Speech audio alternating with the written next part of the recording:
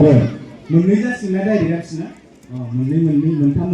जानानै थांनाय हर्नबिल फेस्टिभेलखौ बयबो मिथिगौ बबे रायजोआव जायो हर्नबिल फेस्टिभेला नागालेण्ड गोबां जोंनो थांनो आसा थाबाय आरोखि 1 डिसेम्बरनिफ्राय लानानै 10 डिसेम्बरसिम जायोमोन सबे जोबनानै थांबाय दानिया जोंना सोंथिया जाहैबाय बे नागालेण्डआव जानाय हर्नबिल फेस्टिभेला नागालेण्डनि बबे गामियाव जायो मा भिलेज बियो मुंखौ होनांगौ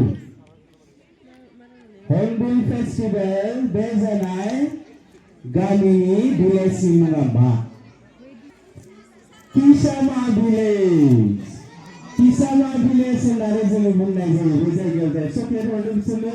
बाहागो लाया बिसोरो ओरैनो साइडआव थानाय खिन्थाहरबाय थायो चक्लेट लांफै